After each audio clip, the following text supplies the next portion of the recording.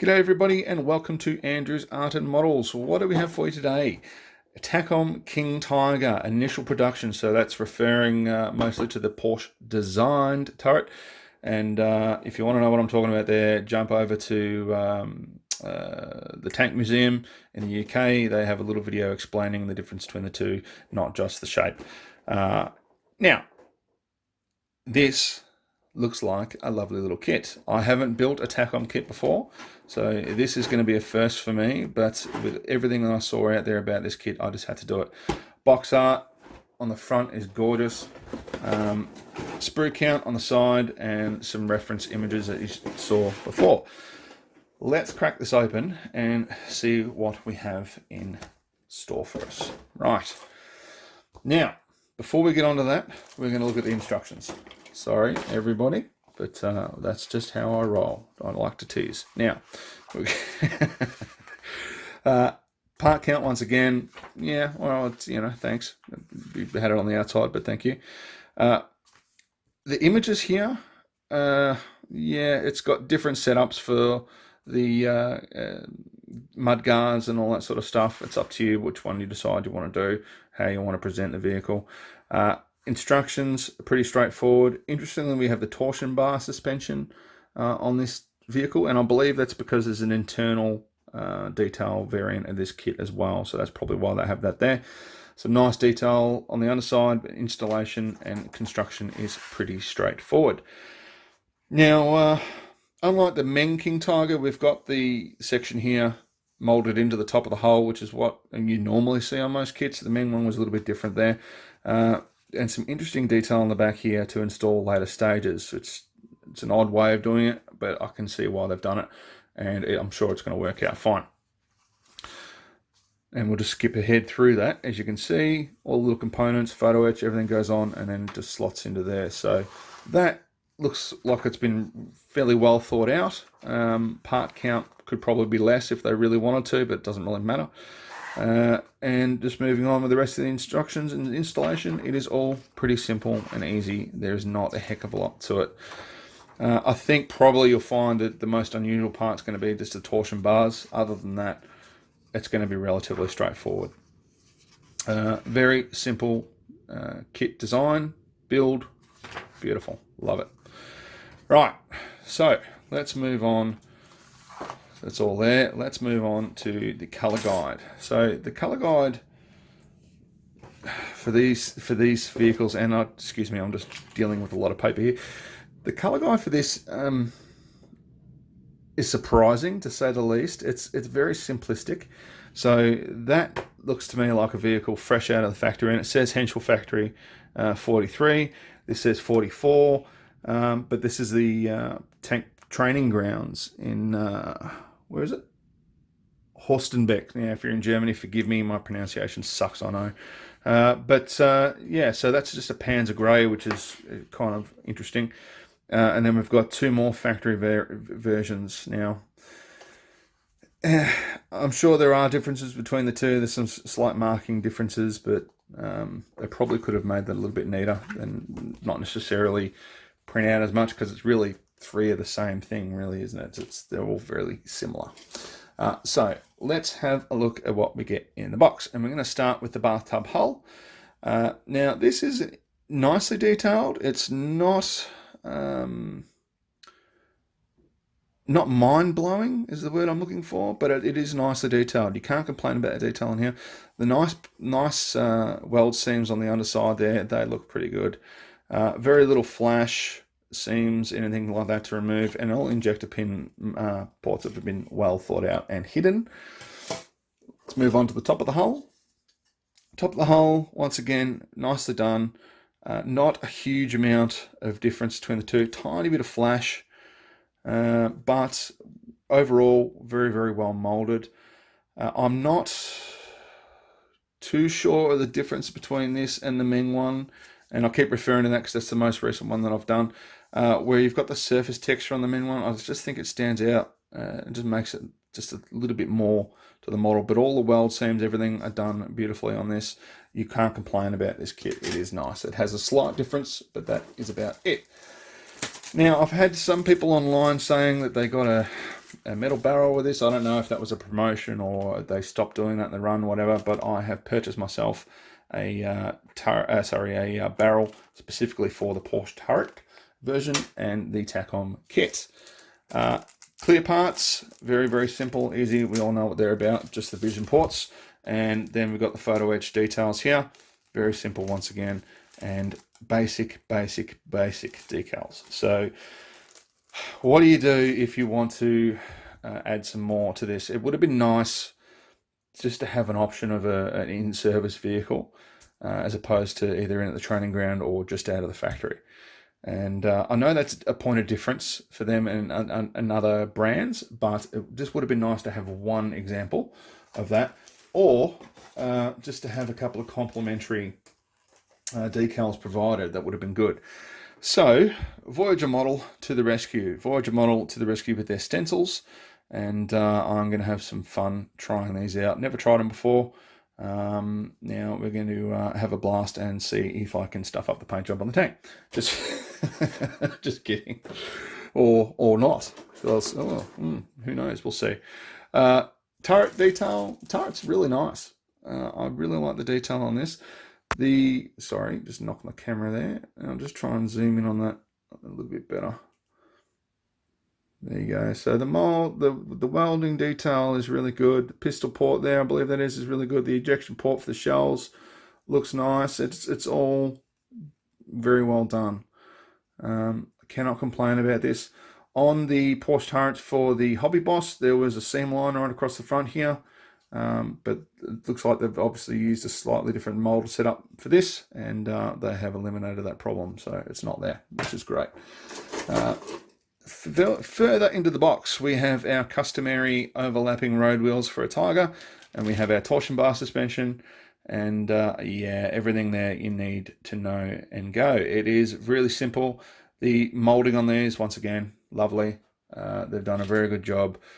Little to no flash. I really can't find any flash on these parts. Seam lines, negligible. Yeah, I mean, it's great when you don't have to spend half your time getting rid of stuff like that. I love it. Thank you, guys and girls that work there, I'm sure. Tracks. Tracks. So one thing about the Germans is they were very good at making lots of tracks on their vehicles. I know that's unfair. I know it's the same everywhere. They've all got their own designs. But it just seems to me, I don't know, is it because of the road wheels? I don't know. It's just, maybe I'm biased against the overlapping road wheels, and that makes me think they're more of a chore. The instructions for the tracks, and I'm just going to go flip through this here. So 1 second. Yep, sorry, paused it there. I just want to double check something. So the instructions for the tracks are a little lacking, to say the least. Everyone knows what you need to do, right? But there are some brands that will give you a guide for it. Other brands will give you a breakdown. So, build X amount of these and help curve them around or something like that. If you've done that before, you're not going to have a problem with this. But for newer modelers, it just would have been nice to have a little bit of a breakdown there for it, because obviously there's a lot of tracks that go on these vehicles, so that just would have been good to see. However, these are nicely molded. You can't complain about the detail on these, so let's just see how they go when we put them together, and how many greys I get. Yeah, sorry, I couldn't help myself. I just can't help myself. Now, moving on. So we have the cables. So we've got some towing cables there. That's all molded in plastic. Yeah, okay, that is what it is. That's a harder piece to do with a metal wire, but still, overall, it's not too bad. Lots of little tool parts and everything here. The Bosch headlights, everything like that. It's not bad at all. Quite like that. Turret. So top of the turret, again, nicely detailed, nicely molded, very good. They've got the internal detail there. So if they haven't already, and I should have checked it, sorry, if they haven't already, I'm assuming they're going to do a interior version of this as well. we are getting spoilt at the moment, aren't we, with some of the kits that are coming out and the options. It's fantastic. This part here looks a little bit fragile, so just be careful taking them off. But other than that, quite good. Interestingly, there's 2 barrels. Now, it's either an option in the kit, so you can see there, yeah, they're different barrel sets, so it'll be an option depending on what vehicle you want to do. The vehicle I'm going to do is going to have that barrel set up because that's the one that I've purchased, so that's what we're sticking with. Now, going to the front of the vehicle again, we've got that sort of the armor plate dealy that we've seen with other kits. Side skirts, rear engine deck, front of the deck, rear engine deck again, excuse me, the cables and cleaning rods on the sides. They're actually molded quite well. I like those. So even if you're not a big fan of them, I think they'll do a decent job. The cast detail on the exhaust covers there is really good as well. So no complaints there. And there we have the rear of the vehicle and a few other bits and pieces. Rear of the turret, front of the turret, the ball mount for the machine gun, etc., etc. So it's all nicely done. It really is. They've put a lot of time into this kit, and I don't doubt a lot of money developing it. So hopefully they sell a lot of them because it is looking quite nice. Some more options for guards there. That to me looks more like a Tiger 1 style cover, and I'm assuming that's exactly what it is. It's probably not a necessary part for this vehicle, but I'm assuming that is the another set as well. But yeah, so you got the exhausts in there, all nice. I'd have to check the plans, and I've missed that again. Sorry, there's just so many options on this thing. All right, cupola, Menace cupola, very nice. Vent, we've got everything there. The hatches, yeah, you can't complain with this. It is really good and well done. So, what do we say? Takom, firstly, thank you. This looks really nice. It does. Price point is good. It's not hugely expensive kit. It's got plenty of options. It certainly does. The detail, surface detail is great. Molding's great. You've really done your work. I just would have liked just some options with the vehicles and the paint schemes. I mean, there are plenty of them out there. We can find our own, but it really would have been nice to have just some stand-in decals. Nothing spectacular, but just a little sheet in there to sort of help you out if you decide you wanted to do a non-factory or training ground, tank testing ground vehicle. Overall, great kit though. Love it. I'm looking forward to building it. Thank you very much for making it. And this is going to be a heck of fun. Only thing I'm worried about, and as I say, as you all know, and you've heard me say it 1,000 times before, it's just the tracks. That's the only thing I'm concerned about. There's just not enough meat in the instructions there for people that are new to it. It just would have been nicer to see a little bit more detail given there. Definitely price point, go out and buy this tank. It is worth it. If you're looking for a little bit more of a complex build, definitely get it. There's plenty of components to it. And yeah, I'm sad this isn't going to be mine.